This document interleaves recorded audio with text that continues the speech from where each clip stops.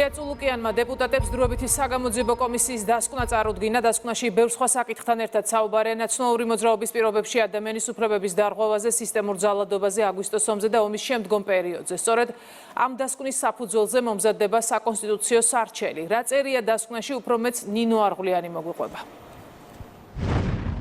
ნაციონალური მოძრაობის ხელისუფლების მძიმე წარსულს საგამოძიებო კომისიის მიერ მომზადებული 460 გვერდიანი დასკვნა აერთიანებს.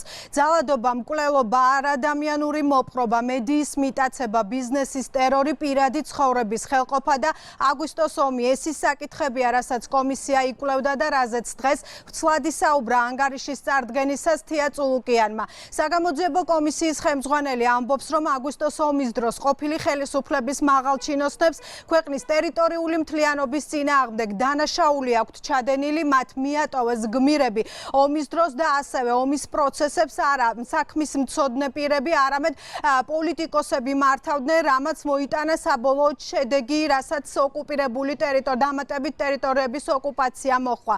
რაც შეეხება სხვა საკითხებს, დღეს თეატრულუკიანმა ხაზგასმით თქვა, რომ ნაციონალური მოძრაობას ჰქონდა ეგრეთ წოდებული შავი სიები დასატერორებელი ბიზნესმენები და ამ შავი სიების მიხედვით ძალადობდა ყველაზე, ვინც მათთვის სასურველ პოზიციას არ აფიქსირებდა ან მათ პოლიტიკურ სალაროს არ ავსებდა. გარდა ამისა, მედიებთან მიმართებაში დღეს საგამოძიებო კომისიის დასკვნის წარდგენისას ითქვა, რომ არასასურველ მედიებს განსაკუთრებით სასტიკად ებრძოდა მიხეილ სააკაშვილის ხელისუფლება და ამის დასტურად მხოლოდ ტელეკომპანია იმედის დარბევის და წართმევის მაგალითიც გამოდგება. როგორც უკვე გითხარით, დღეს ყველა პუნქტზე საგამოძიებო კომისიის ხელმძღვანელმა ვრცლად ისაუბრა. ნაციონალური მოძრაობის რეჟიმი სისტემატურად და მასობრივად არღვევდა პირადი ცხოვრების დაცულობის უფლებას. მის მიერ ფარულად და უკანონოდ შეგროვებული მასალები, პირადი ცხოვრების, მათ შორის ინტიმური ცხოვრების ამსახველი ვიდეო და ფოტოკადრები, სატელეფონო საუბრის ჩანაწერები, პატიმრებზე სექსუალური ძალადობის ფირზე აღბეჭდვის პრაქტიკა და სხვა მოიცავდა საზოგადოების თითქმის ყველა სეგმენტს. ზოგად მიზნად ისახავდა განსხვავებული აზრის მქონე ადამიანების გეგმების, მიზნების, პოლიტიკური კავშირების იდენტიფიცირებასა და კონტროლს. მთელი მმართველობის განმავლობაში ადგილი ჰქონდა კანონგარეშე პროცესებს, რომელთა მიზანსაც ბიზნესისა და სხვა კერძო მესაკუთრეების რეკეტი, ტერორი წარმოადგენდა. ნაციონალურ მოძრაობას ბიზნესისა და სხვა კერძო მესაკუთრეების რეკეტის სხვადასხვა სქემა ჰქონდა შემუშავებული. დადასტურდა, რომ არსებობდა დასატერორებელ ბიზნესმენთა ეგრეთ წოდებული შავი სია და ბიზნესის რეკეტი პირადი ან პოლიტიკური შურისძიებისთვისაც გამოიყენებოდა.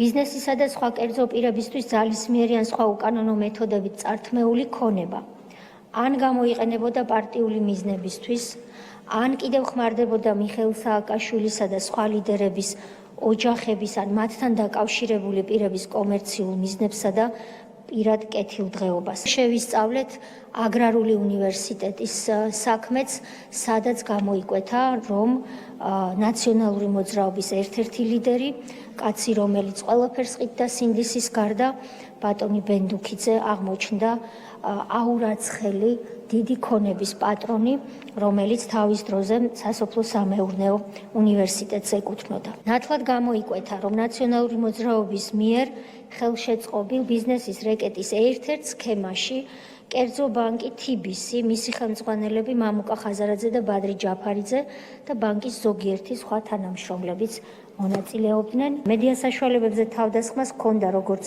ტელევიზიებში სპეცრაზმით შევარდნისა და დარბევის, ასევე მესაკუთრეთა და ჟურნალისტთა შევიწროების, დაშინების, სიტყვიერი და ფიზიკური შეურაცხყოფის. საუბარია ინდივიდუალური კონკრეტული ჟურნალისტების მიმართ განხორციელებული ძალადობის ფაქტებზე, მათი დაპატიმრების, ასევე საკუთრების უფლების ხელყოფის უხეშ ფაქტებზე. 2004 წლის ზაფხულში მიხეილ სააკაშვილის კაბინეტში გამართულ ერთ-ერთ შეხვედრაზე შიდა ქართლში სახელმწიფო რწმუნებულს მიხეილ ქარელს დარჩა შთაბეჭდილება, რომელიც კომისიამ გამოკითხა, რომ ცხინვალის რეგიონზე ძალისმიერი მეთოდით კონტროლის აღდგენა უკვე გადაწყვეტილი, უფრო მეტიც შეთანხმებული იყო, რადგან მიხეილ სააკაშვილმა მას პირდაპირ უთხრა, ამერიკელები მიხედავენ რუსებს. მიხეილ სააკაშვილისა და ნაციონალური მოძრაობის მიერ განხორციელებულმა ქმედებებმა რუსეთს საჩუქრად მიართვა ორი მთავარი წინაპირობა, რამაც 2008 წელს კოდორის ხეობის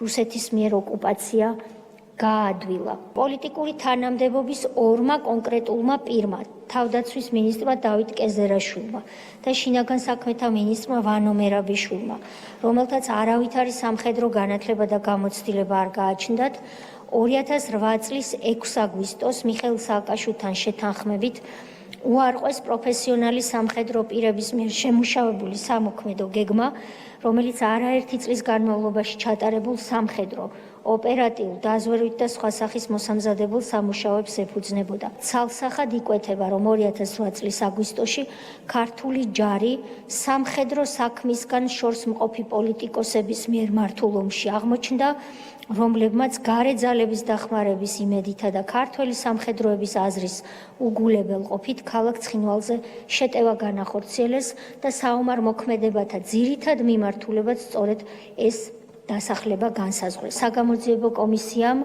გამოჰკითხა ბატონი სანაკოევი, რომელიც აცხადებს, რომ მიხეილ სააკაშვილმა ის დაიბარა 2008 წლის 7 აგვისტოს 17 საათზე თავისთან და უთხრა, რომ არ იყო გამორიცხული, რომ იმ საღამოთი ის ანუ მიხეილ სააკაშვილი ცხინვალზე შეტევას დაიწყებდა.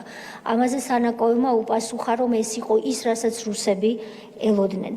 სააკაშვილმა ის დაამშვიდა და უთხრა, რომ ყველაფერი შეთანხმებული იყო. ნაციონალური მოძრაობის მიერ კონტროლირებულმა მედიამ განსაკუთრებით აქტიური როლი შეასრულა კატასტროფული შედეგების მქონე წაგებული ომის გამარჯვებად გასაღებაში. როგორც საგამოძიებო კომისიის წინაშე შინდისის ბრძოლის გმირის ძმა ფრიდონ როიძემ აღნიშნა, ნაციონალურმა მოძრაობამ ომში დაღუპული გმირები, ქართველი ჯარისკაცები ბრძოლის ველზე მიატოვა და მათ გადმოსვენებაში მონაწილეობა არ მიიღო. მრავალი დღის განმავლობაში არაერთი ცხედარი ბრძოლის ველზე რჩებოდა.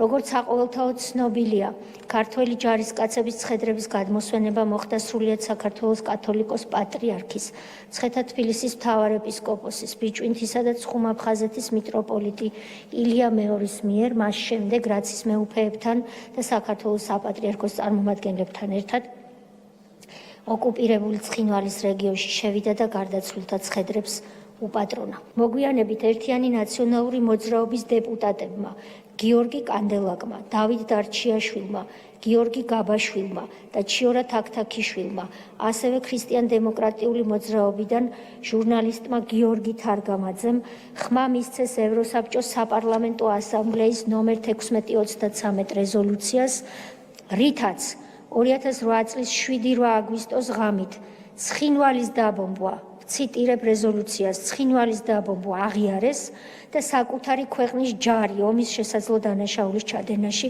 უსაფუძვლოდ დაადანაშაულეს. როგორც საგამოძიებო კომისიის მუშაობის შედეგად გამოიკვეთა, 2008 წლის აგვისტოს ომის შემდგომ პერიოდში საქართველოს ტერიტორიული მთლიანობა კვლავ დაირღვა 2019 წელს შინაგან საქმეთა მინისტრის გიორგი გახარიას მიერ სოფელ ჩორჩანაში საგუშაგოს აღმართვასთან დაკავშირებით ერთპიროვნულად მიღებული გადაწყვეტილების შედეგად. ჩორჩანის საგუშაგოს აღმართვის საკითხზე საგამოძიებო კომისიის მიერ დადგენილი ფაქტები ერთობლიობაში აჩენს არაერთ ლეგიტიმურ კითხვას იმასთან დაკავშირებით, ხომ არ ჰქონდა კვლავაც ადგილი საქართველოში ცეცხლის კერის ხელოვნურად გაჩონის მცდელობას.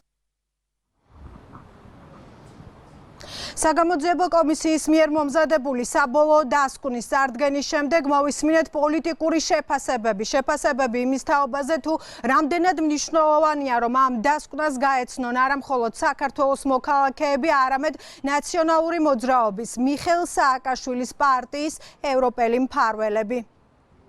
დასკვნა 413 გვერდი ითარგმნება უცხო ენაზე იმისთვის, რომ ხელმისაწვდომი იყოს ყველასთვის. ეს არის ხელმეორე შანსი, რომელიც ეძლევა უცხოელ პოლიტიკოსებს, ხელისუფლებების წარმომადგენლებს თუ სხვადასხვა ორგანიზაციების წარმომადგენლებს, მათ რომელიც ასე იოლად პოზირებს ხოლმე ნაციონალური მოძრაობის წარმომადგენლებთან, აი ეხლა ქართული საზოგადოება მათ ადლევთ მეორე შანსს, რომ გაიაზრონ რა დანაშაული რეჟიმს უჭერდნენ ხას თავის დროზე, მფარველობდნენ თავის დროზე და დღემდე მფარველობს ზოგიერთი. ეს დოკუმენტი არის ძალიან მნიშვნელოვანი, რათა კიდევ კარგად გაიგონ და გაეცნონ, რას ნიშნავს სადიზმი საკუთარი ხალხის, საკუთარი ერის მიმართ, რას ნიშნავს ის პროცესები, რომელსაც არ უნდა დაარქვა დემოკრატიის შუქურა და დემოკრატიის რაღაცა ოაზისი სამხრეთ კავკასიაში. მნიშვნელოვანია ის, რაც ითქვა აქვს, რომ ეს დოკუმენტი ითარგმნება და არა მხოლოდ ქართულის მოგვეცემა საშუალება, როგორ პოლიტიკურ ძალას უნდა კვლავ რევოლუციით, სახელმწიფო გადატრიალებით, დამხობით და ასე შემდეგ ხელისუფლებაში დაბრუნებას და შევახსენოთ ჩვენ დასავლელ პარტნიორებს მათთვის გასაგებ ენაზე, ვის უჭერენ დღესაც კიდევ მხარს და ეს ყველაფერი რამდენად ეწინააღმდეგება ჩვენი სახელმწიფოს და ხალხის ინტერესებს. ეს არის პრევენციული დოკუმენტი ზოგად პოლიტიკური დედამიწისათვის მომავალი გამოწვევების თავისარიდების მიზნით, მაგრამ მე ხა დავაკონკრეტებ სამი სამართს. ვისთან უნდა მოხდეს ეს დოკუმენტი? ევროსაბჭოს 700-ვე დეპუტატი. მოხდება თუ არა ეს დოკუმენტი ამერიკის ადმინისტრაციაში? და მესამე, ვინც ამაში აი ამ ჩადენილ დანაშაულში თანამონაწილე თვლი მე პირადად და ის ვინც მე ხა ამ კითხვას მას მევინეს იმ ხალხთან ერთად, მოხდება თუ არა ევროპის სახალხო პარტიის რიგებში. არ შეიძლება ბოროტებას კონდეს გასახანი. მით უფრო ბოროტებას კონდეს გასახანი ხელისუფლების სადავეებთან. ამიტომ მე დარწმუნებული ვარ, რომ ჩვენ კიდევ ერთხელ კარგად გადავიაზრებთ ყველანი ქართველი ერი და არასოდეს არ დაუშვებთ იმას, რომ აი სამარცხვინო რამ, როდესაც პირადი ინტერესებით, ბოღმით, შურით, პატარა კაცობით აი ეს დაატეხეს ქართულ ხალხს და ქართულ სახელმწიფოს. ეს არასოდეს არ დაბრუნდება. მნიშვნელოვანი საქმე გააკეთა კომისიამ და რა თქმა უნდა გაგრძელებაც ასევე მნიშვნელოვანი იქნება. რა თქმა უნდა კომისია გეგმავს ამ ვრცელი დოკუმენტის ინგლისურ ენაზე თარგმნას, რადგან ეს ასევე მნიშვნელოვანია ჩვენი საერთაშორისო პარტნიორების, მეგობრების ან თუნდაც მოწინააღმდეგეებისათვის, რომ გაიგონ სიმართლე, არგუმენტებით დამტკიცებული, დოკუმენტებით განმტკიცებული ის რეალობა, რაც იმ წლებში არსებობდა და რომელსაც ზოგიერთი მათგანი დღემდე მისდირის. რა დაგვანახა კიდევ ამ 6 თვიანმა მუშაობამ? დაგვანახა ის, რომ ნაციონალური მოძრაობა არ გამოსწორებულა, არ გამოსწორდება, არაფერს ნანობენ, არნაირი სინანული არ აქვთ. ერთადერთი, რასაც ისინი ნანობენ, არის რომ რატომ დათმეს ძალაუფლება, რატომ მართლა არ გალეწეს სისხლის კავლები ამ ქვეყანაში, რომ ბოლომდე შეენარჩუნებინათ ის თავისი მმართველობა. იმედი მაქვს, რომ აი ამ დოკუმენტზე დაყრდნობით ჩვენი მომავალი თაობები ისწავლიან საქართველოს უახლეს ისტორიას და ისწავლიან, როგორი არ შეიძლება ამ ქვეყანას ყავდეს ხელისუფალი. ნაციონალურმა მოძრაობამ, ამ ჯალათების დაჯგუფებამ ფაქტიურად ისტორიის მანძილზე ერთ-ერთი ყველაზე დიდი მაოხრებლის სახელი დაიმკვიდრა და ეს ამ დასკვნაში კარგად არის აღწერილი. კომისიამ და დასკვნამ ამოვლინა ერთი და მოახდინა ერთი ყველაზე მთავარი და მნიშვნელოვანი ილუსტრაცია იმ წამებლების, ილუსტრაცია იმ რეკეტიორების და ილუსტრაცია რაც მთავარი სამშობლოს მოღალატეების, რომელიც სწორედ იმ ახალგაზრდობას ესე უტიფრად დღეს აქ რუსთაველის გამზირზე დემოკრატიის სახელით ესაუბრებიან და დემოკრატიის საფუძვლებზე ესაუბრებიან. ესენი იყვნენ ძალა და არიან ძალა, რომელიც თავის ხელისუფლებაში ყოფნის პერიოდშიც და შემდეგაც იყვნენ თავის ქვეყნის ოპოზიციაში. და მათ ამ დასკვნის შემდეგ და შემდეგ იმ ძალიან მნიშვნელოვანი სარჩელის მომზადების შემდეგ გაეცემა ასევე სამართლებრივი პასუხი. საგამოძიებო კომისიის მიერ მომზადებული დასკვნა უკვე საჯაროა, როგორც მაყურებლისთვის არის ცნობილი, ეს იქნება დოკუმენტი, რომელიც საფუძვლად დაედება იმ სამართლებრივ საქმეს, რომლის გაგზავნასაც ქართული ოცნება საკონსტიტუციო სასამართლოში გეგმავს მოთხოვნით აიკრძალოს ნაციონალური მოძრაობა.